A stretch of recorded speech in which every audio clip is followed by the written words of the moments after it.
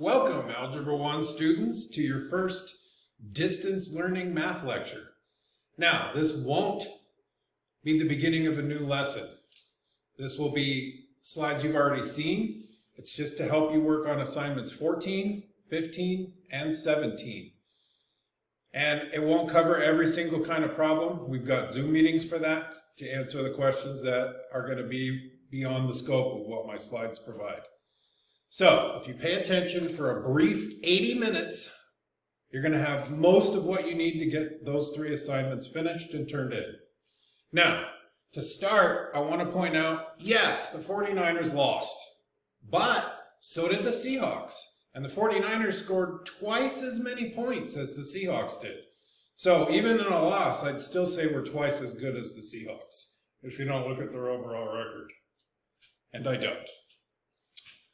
Okay, we are working with slope-intercept form and writing the y equals mx plus b equation if we're given 2 points. Now, you could put those 2 points on a graph and count the up and the over and figure out your slope, or you could do some subtraction. Pick the smaller of the 2 points, put it under the bigger one. Sometimes these are mixed up and it gets pretty tricky to do. You can't go wrong. Whichever one of these you put on top or bottom, you're going to get the right answer. Just be careful with your negative signs. So, 3 minus negative 2. I really encourage you to put that minus sign out there so you don't forget. I even touch it with my fingers so I can't forget. 3 minus negative 2 is 3 plus 2, or 5. And of course, 13 minus 3 is 10. Now, slope is rise over run. Rise and y's. So put the rise or the y's or the 10 on top of your fraction. And then if you can simplify, make your life easy. So now we know that our slope is 2. Pick one of your 2 points, whichever one you think is easiest.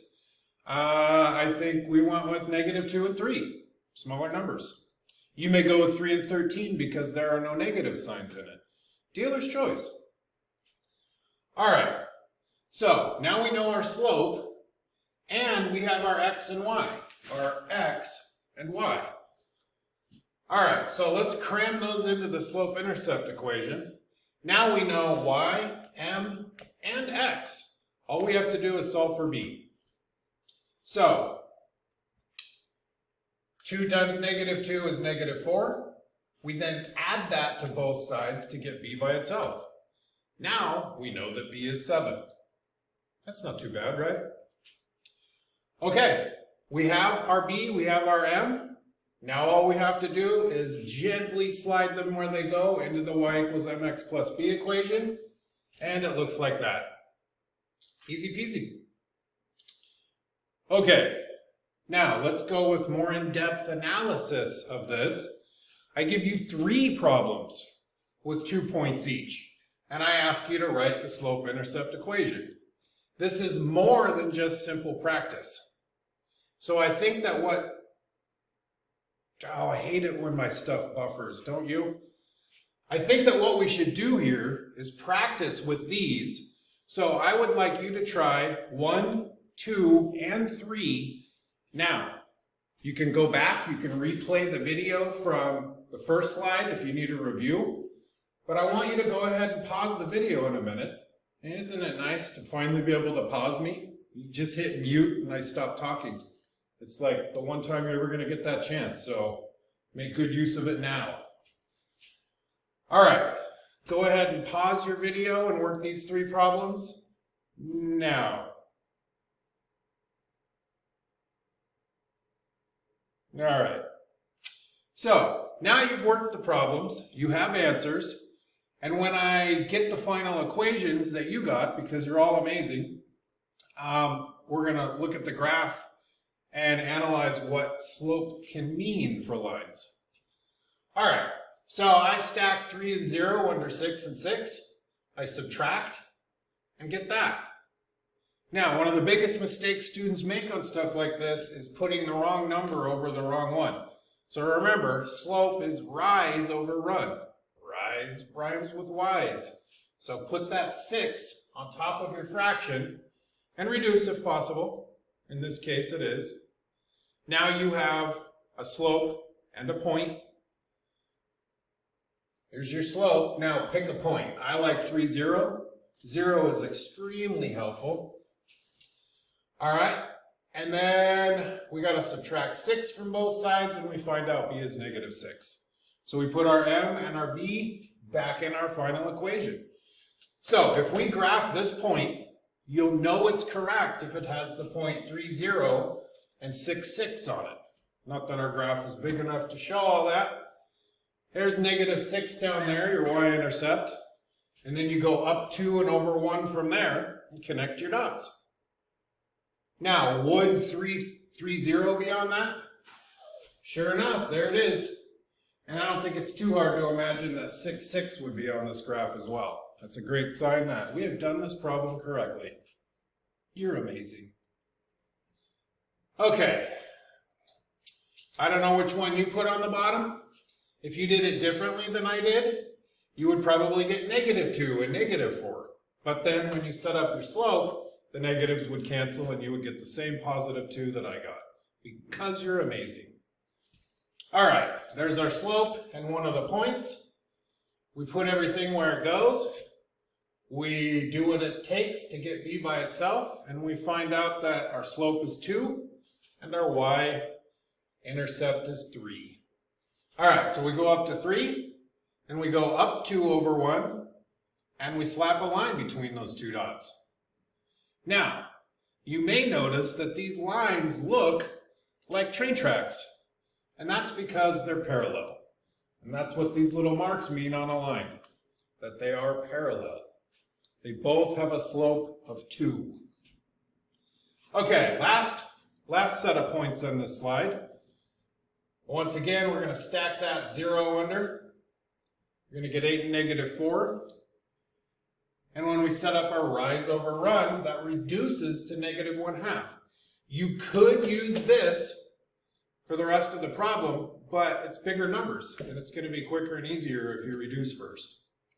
All right, so we take that slope and one of the points, put it into our y equals mx plus b, simplify to find out b is 3. And now we have our final equation. So we put a point at 3, we go down 1 and over 2, and then we connect our dots. Now, if you notice, these lines are perpendicular. I am not starting this video all over again. Hey, look, review. Now you get to see everything again. All right, so we have 2 sets of parallel lines because they have the same slope. And then this third line is perpendicular, which means that it is at 90 degrees to the other 2 lines. All right, slowly clicking so we don't have a repeat. Okay, that symbol means 90 degrees, and it means these 2 lines are perpendicular to that one. Or this one's perpendicular to those 2. I love how this works from both ends.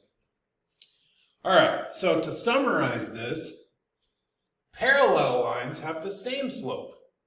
Those are our 2 lines from the last slide. You can see they both have a slope of 2, which means they're parallel. So if, like later in the homework, they give you an equation and say something is parallel to this, all you need to do is grab the parallel slope out and throw the rest away. For perpendicular lines, they have opposite reciprocal slopes. So, I like Brooke's reciprocal, although I should have let her twist.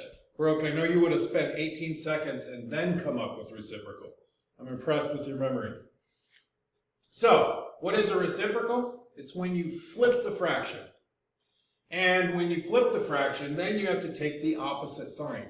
Since these are positive, once we flip it, it will be negative. And that's the equation of the line from the last slide that was perpendicular.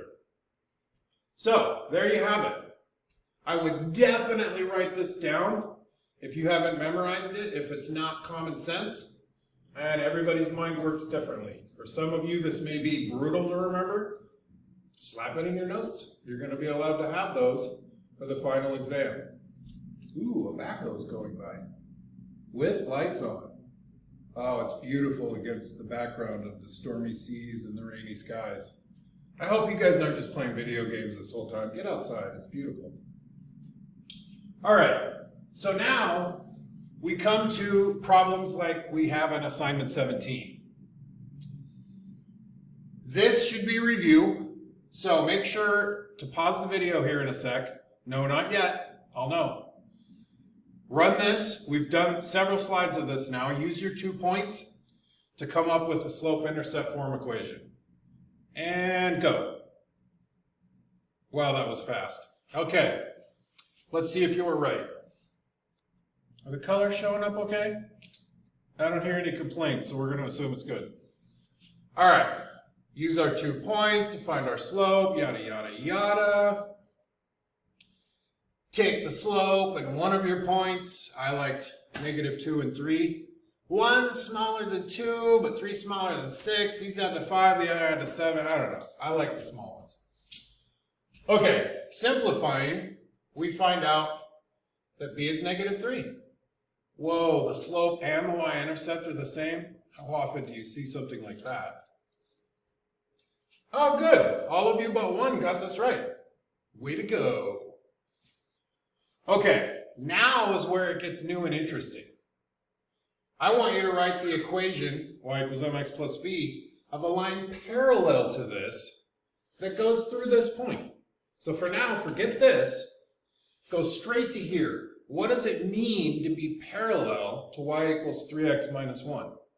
Well, you'll remember from 2 slides ago, all parallel lines have the same slope. So we're going to grab this 3, and we're going to chuck the rest of that equation. We don't need it. By the way, these are easier problems because you don't have to find the slope. It is given to you. So, y equals 3x minus 1. The slope is 3. We're going to take that. There it is. And then we grab the x and the y from the point we already have and solve for b. It's that easy. 3 of the 5 Kardashians could probably do this with a little coaching and 2 months of intensive training. I'm not guaranteeing it, but it is possible. All right, so now we have our slope and our y-intercept. That's the equation of the line parallel to that one that goes through here. Isn't math cool? Don't answer. Of course it's cool. I know you think it is. Okay, now we've got to do the same thing, but for perpendicular. And what do we remember from the perpendicular one? Yes, Aaliyah, that we have opposite reciprocal slopes. So, what's the slope in this equation? -2, that's right. Okay, so we take -2, we bust it into a fraction, because that's how we roll. Now, let's opposite reciprocal that thing, or refliprical, as Brooke and I like to say. Refliprical and opposite, so it goes from negative to positive. Now, I know you had to do a little more work than you did here to get the slope, but come on, this is high school, and that's not that much more work. All right, so we take that slope and that point, cram them into the y equals mx plus b equation. There you go. Nice red, green, and blue. It's almost patriotic. All right, solving out. You may want to do the over 1, and then you know that 1 times -2 over 2 times 1 is -1, as it shows here. And then we add 1 to both sides and find out that b is 5. So this line will be perpendicular to that one. No problem. Easy squeezy lemon Kim. All right. Now, I want you to prove to me that you learned this either in class or just now. And that would make me feel great, and I will know the difference. All right. So I'll pause and let you pause, and then you can go through and try these on your own. And this is really important. This is where you figure out, like, I think I've got this. You do it. If you get all 3 of them right, turn this crap off, open your book, and bang out the homework because you're ready. Okay, pause the video now and do the problems. Okay, a little snafu on the recording. I put a different shirt on so that we could tell where that splice needs to be made when I do the iMovie edits.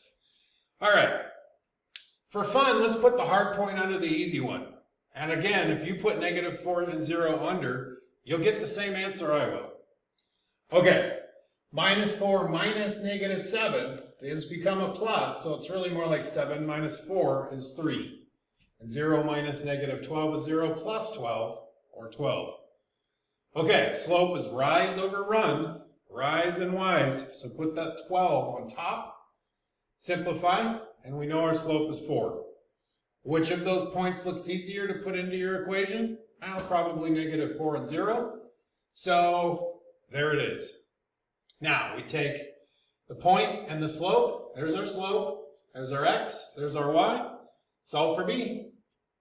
Add 16 to both sides and find out that b is 16. So y equals 4x plus 16 is the line that runs through those 2 points. Okay, now we want to write an equation like this for a line parallel to this one and through that point. What do we need out of this? One thing and one thing only, the slope, which is 7, and we need our point. So, x, y, and m, solve for b. We find out that b is 75. Some of you probably remember this from our warm-ups back on November 8th, because I mentioned that that was the year I was born. Yes, 1975, not 1875. Thanks for that comment. Okay, so our final equation has a parallel slope, but a different y-intercept by more than 1,000. Okay, what is the slope perpendicular to 6?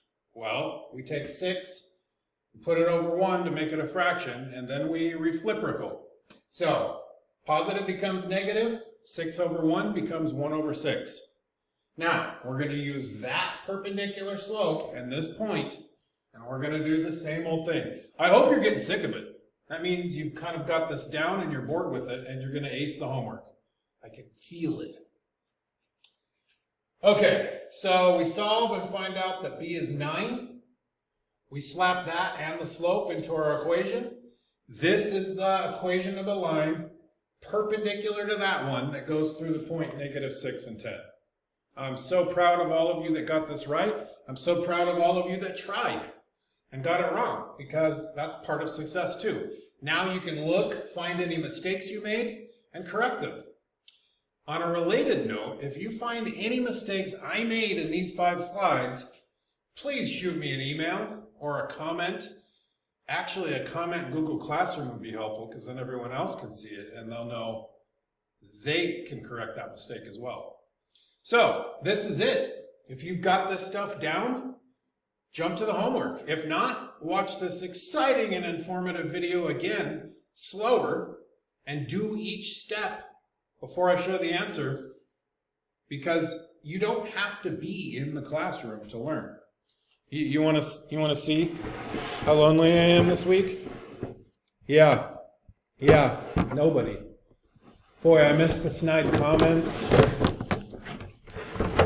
the funny asides, the questions about can I go to the bathroom or what lunch is. I really don't know what to do with myself just doing pure math all week. And now we're going to be doing it next week too, so get used to this. I'm going to post another video next week that will cover the 2 assignments that I will give next week. So, spend this week finishing off assignments 14, 15, and 17, and be ready to go for next week. All right, it's been good having you in class. I hope this has been informative, and I'll see you again next time.